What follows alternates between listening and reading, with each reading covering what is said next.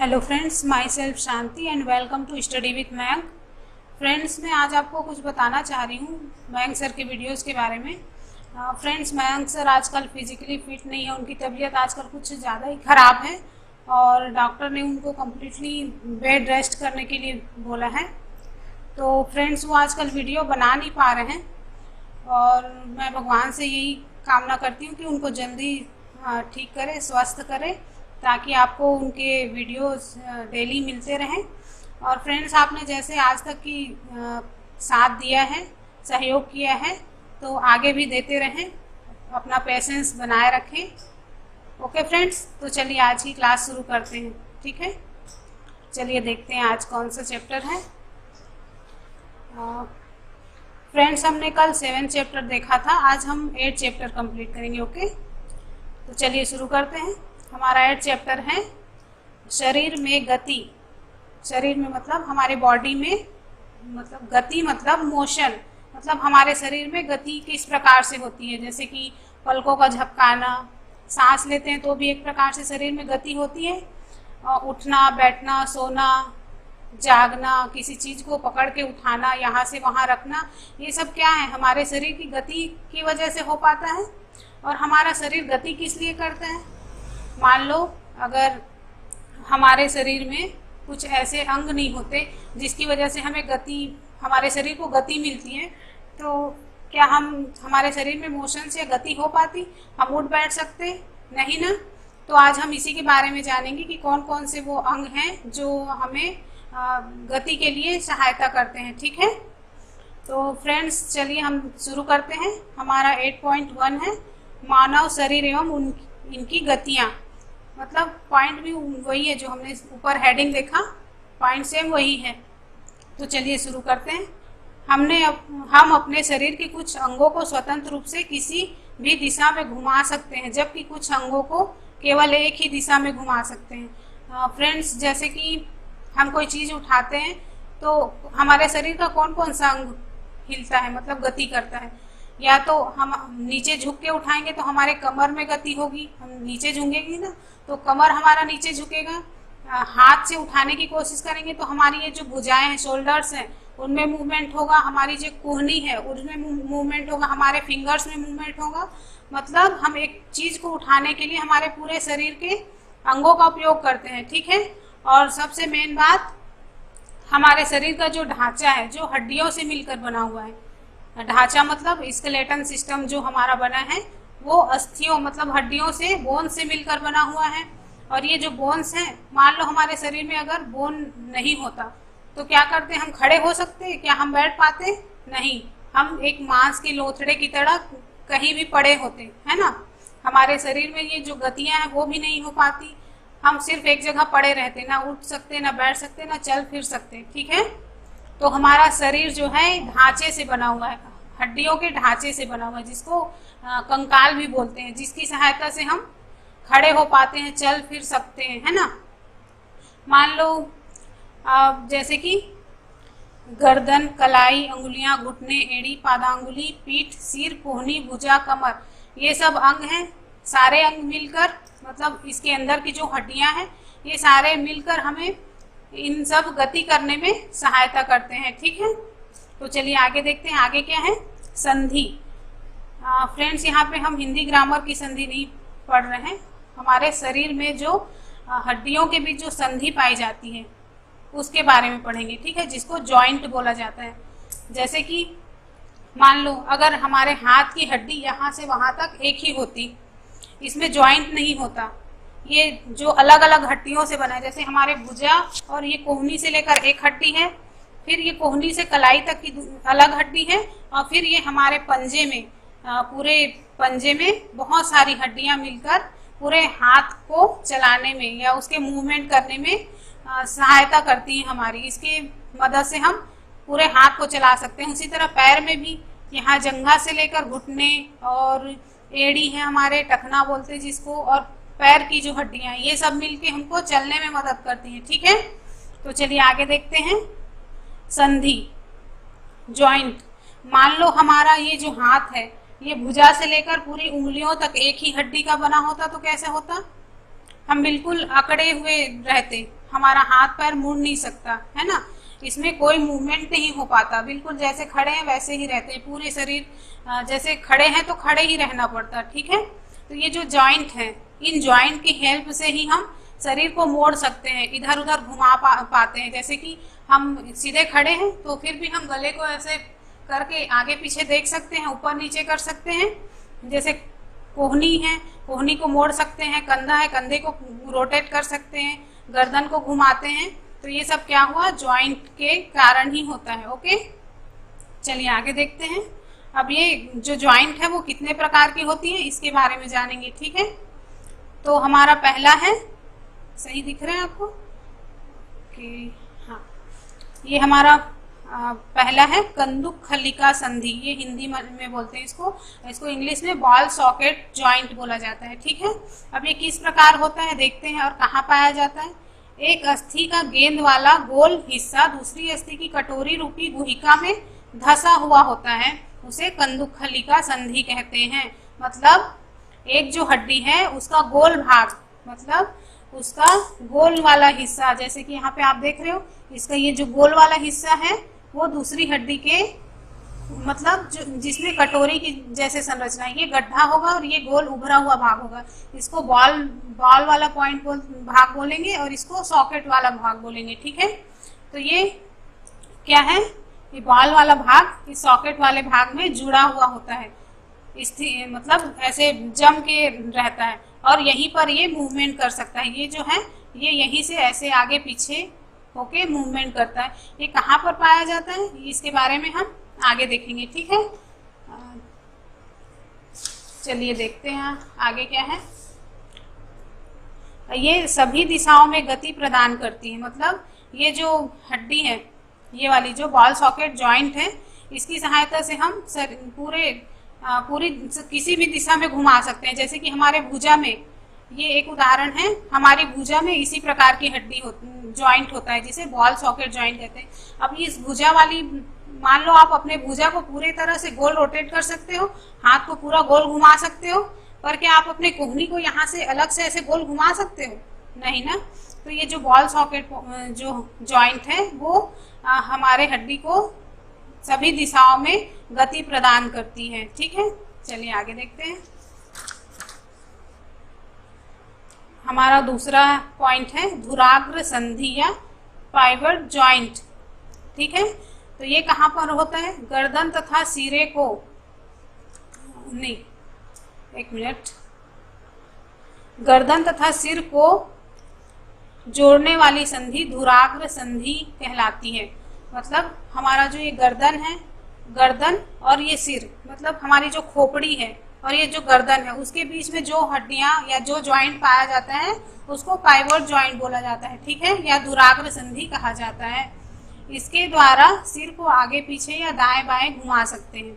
मतलब ये जो आपने गर्दन आगे पीछे ऊपर नीचे ये घुमा सकते हैं, पर क्या हम सामने खड़े होके क्या पीछे देख सकते हैं, अपने सिर को पीछे घुमा सकते हैं? नहीं ना। तो ये जो पाइवट जॉइंट है वो शरीर को एक सीमा तक ही घुमाने में हमारी सहायता करता है, ठीक है, सिर को। और ये बेलनाकार अस्थि एक छल्ले में घूमती है, मतलब एक बेलनाकार अस्थि होगी जो कि रिंग टाइप की या छल्ले जैसी संरचना में घूमेगी, ठीक है। चलिए मैं एक डायग्राम आपको दिखाती हूँ।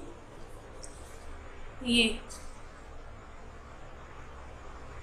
दिख रहा है आपको? तो ये जो है ये हमारे गले की हड्डी है। तो ये जो है ये यहाँ पर वो जॉइंट पाया जाता है, पाइवट जॉइंट या धुराग्र संधि इस जगह पर पाया जाता है। यहाँ पर ये एक बेलनाकार अस्थि होती है जो कि छल्ले रूपी अस्थि में फिट रहती है और यहीं से हमारा सिर इधर दाएं बाएं ऊपर नीचे घूम सकता है, ठीक है। चलिए आगे देखते हैं। अगला है हिंज संधि या हिंज जॉइंट। हिंज जॉइंट को कब्जा जॉइंट भी बोला जाता है, कब्जा संधि भी बोला जाता है। फ्रेंड्स, आपने अपने घर का दरवाजा देखा है? दरवाजा की जो कब्जा लगा होता है उसकी सहायता से जो दरवाजा है वो आगे पीछे गति करता है। तो सेम वही संधि हमारे घुटने और कोहनी में पाई जाती है, ठीक है। तो ये जो हिंज संधि है या हिंज जॉइंट है वो एक ही दिशा में गति होने देता है। मतलब जैसे कि हमारे घुटने में, क्या आप अपने घुटने को पीछे मोड़ सकते हो? मान लो आप सामने खड़े हो, क्या आपका पैर पीछे मुड़ जाएगा? नहीं ना। कोहनी है, कोहनी को आप पीछे तरफ मोड़ सकते हो? नहीं। तो ये जो है वहां पर हिंज संधि पाई जाती है। आप चित्र में देख रहे हो, ये जो यहाँ से आप इसको सिर्फ इधर या तो खड़े हो सकोगे, ऊपर कर सकोगे या नीचे कर सकोगे, ठीक है। तो यही हिंज संधि कहलाती है। फ्रेंड्स, आप इस डायग्राम में हिंज संधि को देख सकते हैं। यहाँ पे जो देख रहे हो, ये जो कोहनी वाली हड्डी है, यहाँ से आप हाथ को इधर लेके आ सकते हो, पर इस तरफ मोड़ सकते हो क्या? नहीं। आपका हाथ इधर से पीछे जाएगा? नहीं जाएगा ना। और पैर में भी ये घुटने की हड्डी देखो आप, ये यहाँ पर जो दिख रहा है ये वाला भाग, तो यहाँ पर भी हिंज संधि पाया जाता है, ठीक है। चलिए आगे देखते हैं। आगे क्या है? अचल संधि। ये जो है अचल संधि, जो अस्थियां संधियों पर हिल नहीं सकती उन्हें अचल संधि कहते हैं। जैसे कि हमारा ऊपरी जबड़ा एवं कपाल के मध्य, मतलब वह संधि जहाँ पर हमारे शरीर के जो संधि पाई जाती है वहाँ पे हमारा शरीर जो है हिल नहीं सकता, ठीक है। इनको अचल संधि या फिक्स्ड जॉइंट कहते हैं। जैसे कि ऊपरी जबड़ा। फ्रेंड्स, मैं दिखा रही हूँ इसमें चित्र आपको फिर से। ये जो आप देख रहे हो खोपड़ी वाला भाग, ये तो ये जो हमारा ऊपरी जबड़ा है, और ये मतलब सिर में बहुत सारे जॉइंट होते हैं, हमारे बहुत सारी हड्डियां जो मिलके ये खोपड़ी का भाग बनाती हैं। और ये जो ऊपर वाला जबड़ा है ये इसके साथ फिक्स होता है, ठीक है। तो ये मूवमेंट इस हड्डी में मूवमेंट नहीं होता, पर हमारा जो ये निचला जबड़ा है ये हिल सकता है। जैसे हम बात करते हैं या खाना खाते हैं तो हम ये नीचे वाले जबड़े को ही हिलाते हैं, ऊपर वाला जबड़ा इस खोपड़ी के साथ जुड़ा हुआ रहता है, ये नहीं हिलता, ठीक है। आगे देखें, तो ये हुआ अचल संधि का उदाहरण। अब देखते हैं कंकाल या स्केलेटन। हमारे शरीर की सभी अस्थियां मिलकर शरीर को एक आकार प्रदान करती हैं, इसी ढांचे को कंकाल कहते हैं। फ्रेंड्स, हमारे शरीर में जितनी भी हड्डियां हैं वो सब मिलकर हमारे शरीर को एक निश्चित आकार प्रदान करती है, मतलब एक जो रेगुलर शेप है हमारे बॉडी का वो बनाती हैं। और ये जो ढांचा है इसी को कंकाल कहते हैं। मान लो हमारा शरीर कैसे है, बिल्कुल इस टाइप के है कि हम अपने दो पैरों पे खड़े रहते हैं, पर आपने कुत्ता या बिल्ली, गाय, भैंस, बैल को देखा होगा, ये अपने चारों पैर में खड़े होते हैं। तो उनका जो ढांचा है वो उनके शरीर के हिसाब से अलग होता है, और हमारा जो ढांचा है वो बिल्कुल अलग होता है, ठीक है फ्रेंड्स। चलिए आगे देखते हैं। आगे है हमारा एक्सरे। एक्सरे चित्र से हमें शरीर की सभी कठोर अस्थियों की आकृति का पता चलता है। फ्रेंड्स, जिसके शरीर में कभी चोट लग गई तो उसके शरीर को मतलब इंटरनल उसका चेकअप करने के लिए, उसकी बॉडी का जो कहीं पर फ्रैक्चर हुआ है या कोई हड्डी टूट गई है, इसका पता लगाने के लिए एक्सरे का उपयोग किया जाता है। और इस एक्सरे के माध्यम से ही हमें पता चलता है कि कहाँ पर की हड्डी टूटी है, ठीक है। तो जैसे कि यहाँ पे एक हथेली की, हमारे हाथ के फिंगर्स का बोन दिखाया है मैंने, तो यहाँ पर इस जो जॉइंट है उसको सैडल जॉइंट बोला जाता है। जो अंगूठे की जॉइंट होती है वो सैडल जॉइंट कहलाती है। और ये जो उंगलियों की जॉइंट है इसको कंडॉइल्ड जॉइंट कहते हैं। कंडॉइल्ड जॉइंट मतलब जो एक दूसरे के ऊपर चिपकी हुई होती है, और यहाँ से हम सिर्फ उंगली को या तो मोड़ सकते हैं, इसको पूरा रोटेट नहीं कर सकते। इस जो जॉइंट है वहाँ से अगर आपकी उंगली को कोई यहाँ से मोड़ दे तो ये टूट जाएगा, आप यहाँ पे फ्रैक्चर आ जाएगा, ठीक है। तो इसी को कंडाइल जॉइंट कहते हैं। चलिए आगे बढ़ते हैं।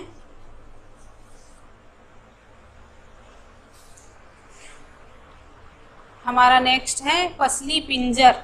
देख रहे हो आप, पसली पिंजर मतलब रिब केज, जो हमारे फेफड़े को मतलब फेफड़े को सुरक्षा प्रदान करता है। और जो हमारे इंटरनल ऑर्गन है यहाँ पे, जैसे हार्ट है, फेफड़ा मतलब लंग्स हैं, उनको ये ढका हुआ रहता है, और इसी को पसली पिंजर कहा जाता है, ठीक है। तो वक्ष भाग में मुड़ी हुई अस्थियां पसलियां कहलाती हैं। ये जो आप मुड़ी हुई हड्डियां देख रहे हो, ये गोल गोल ऐसे मुड़ी हुई हैं, तो ये पीछे से हमारे मेरु रज्जु मतलब बैकबोन से जुड़ी होती है, और आगे से, चलिए पढ़ते हैं पहले, वे वक्ष भाग से मुड़ी हुई अस्थियां पसलियां कहलाती हैं। वे वक्ष की अस्थि एवं मेरुदंड से जुड़कर एक बक्से की रचना बनाती हैं। इस शंकु रूपी बक्से को पसली पिंजर कहते हैं। हमारे शरीर के महत्वपूर्ण अंग इसमें सुरक्षित रहते हैं, जैसे कि हार्ट। तो ये जो संरचना है इसी को रिब केज कहा जाता है, ठीक है। और ये जो है रिब्स कहलाती हैं। ओके, इसमें और अच्छे से मैं आपको ये चित्र में दिखा दे रही हूँ, इसमें ज़्यादा अच्छे से दिखेगा आपको। ये दिख रहा है, तो ये जो है रिब्स कहलाती हैं, और ये यहाँ पर से तो इस हड्डी से जुड़ी है, पर पीछे में हमारे जो मेरु रज्जु है उससे जुड़ी रही होगी, ठीक है, पीठ की तरफ से। चलिए अब आगे देखते हैं।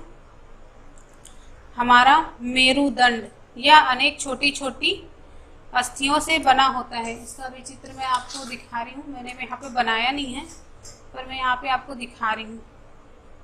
आपको पूरा एक साथ नहीं दिख पाएगा, लेकिन आप देख लीजिए, ये इस तरह से देखिए, मैं इसको ऊपर से नीचे दिखा रही हूँ। तो ये जो है हमारा मेरु रज्जु कहलाता है, ठीक है, स्पाइनल कॉर्ड कहलाता है, ठीक है। तो ये जो अनेक प्रकार, ये जो छोटे छोटे दिख रहे हैं भाग, इनसे मिलकर बना हुआ होता है। ओके, और ये हमारे कमर को झुकने में, मतलब हमारे बॉडी को आगे पीछे दाएं बाएं झुकने में हेल्प करती है, ठीक है। चलिए आगे देखते हैं। श्रोणी अस्थि, श्रोणी अस्थि मतलब पेल्विक गर्डिल, मतलब हमारे कमर की अस्थि, जो हमारे कमर या कुल्हे की हड्डी होती है उसको पेल्विक गर्डिल बोलते हैं, ठीक है।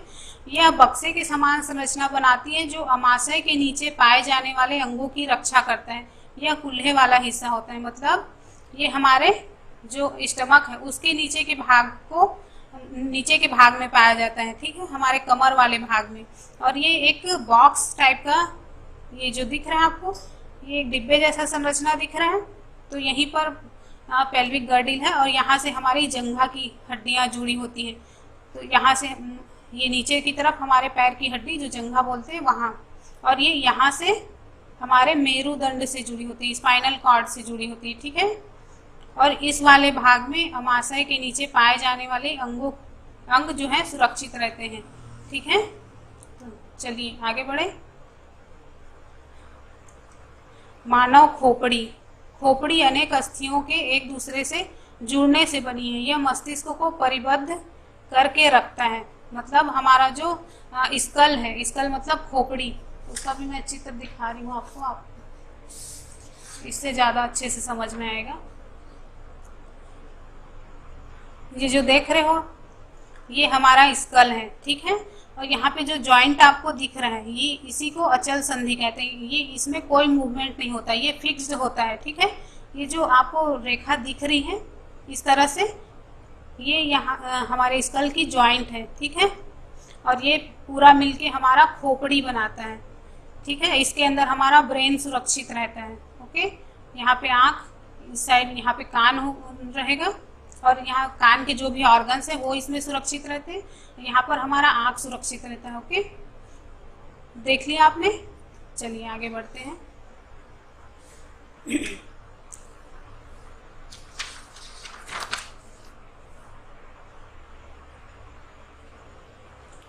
अगला है हमारा उपास्थि या कार्टिलेज।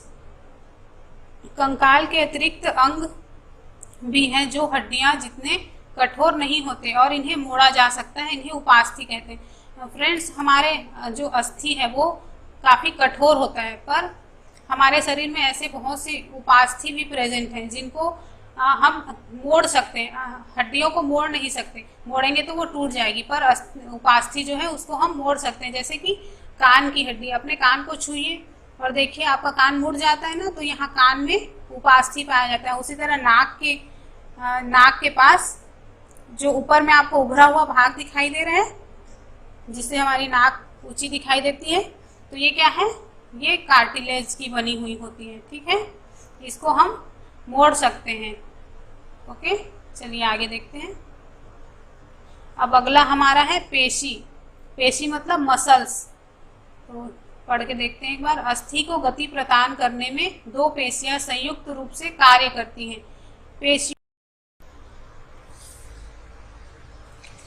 पेशियों के जोड़े एकांतर क्रम में सिकुड़ने एवं फैलने से अस्थियां गति करती हैं। अब पेशियां क्या होती हैं? जो हमारे शरीर में जितने भी हड्डियां हैं उनसे जुड़ी हुई मसल्स होती हैं, जो इन अस्थियों को या हड्डियों को मूवमेंट करने में हेल्प करती हैं। ये जो आप देख रहे हो, ये वाला, ये हिस्सा इस तरफ का, तो ये क्या है? पेशी है। पेशी मतलब मसल्स।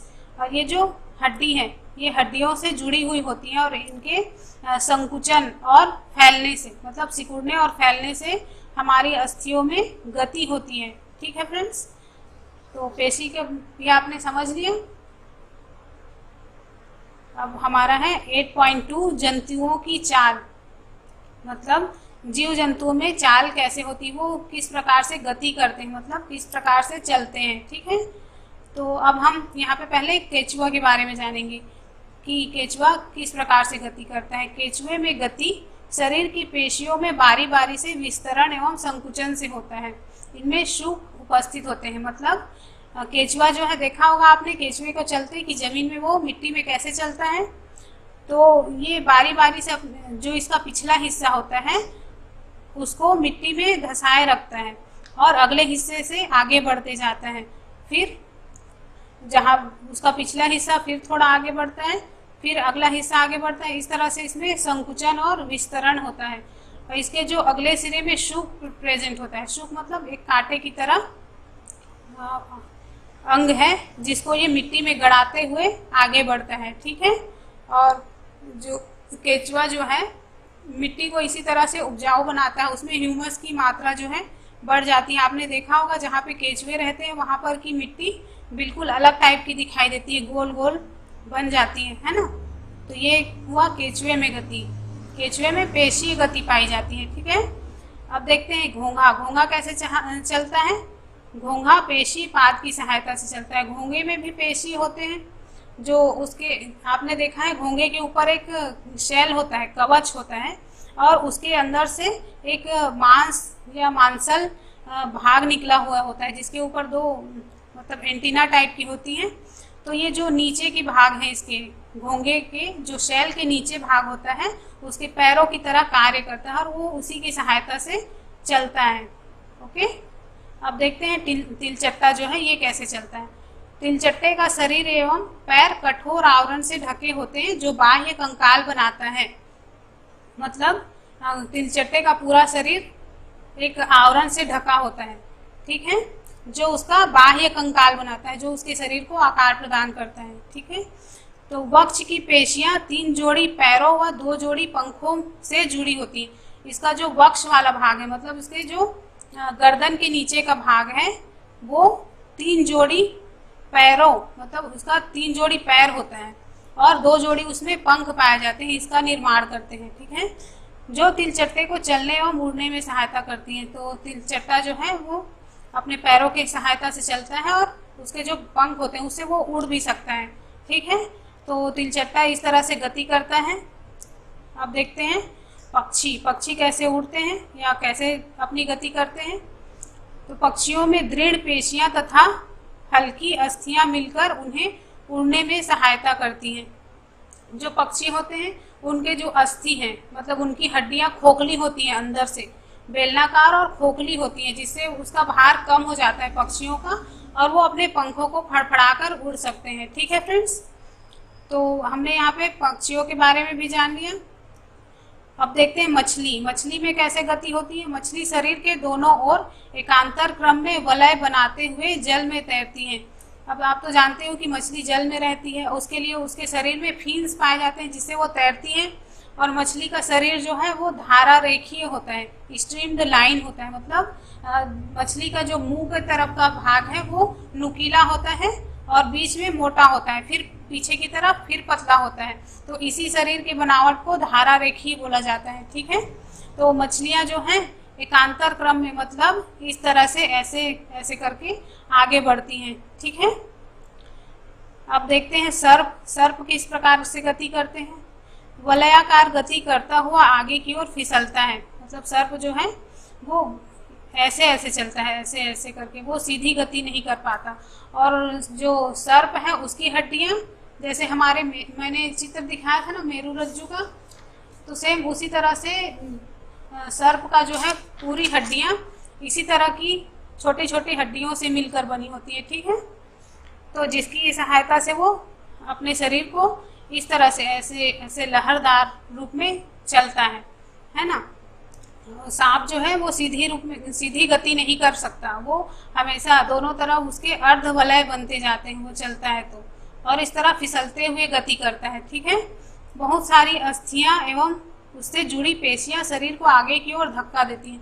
फ्रेंड्स, उसके शरीर में जो छोटी छोटी अस्थियां हैं उससे पेशियां जुड़ी होती हैं, जो उसके शरीर को मोशन करने में, आगे बढ़ने में हेल्प करती हैं। ठीक है, तो फ्रेंड्स इस तरह से हमने ये चैप्टर भी कंप्लीट कर लिया। आप एक बार इन चित्र को और देख लीजिए। ये है स्कल या खोपड़ी, ये है हमारा क्या बोलते हैं, रिब केज, मतलब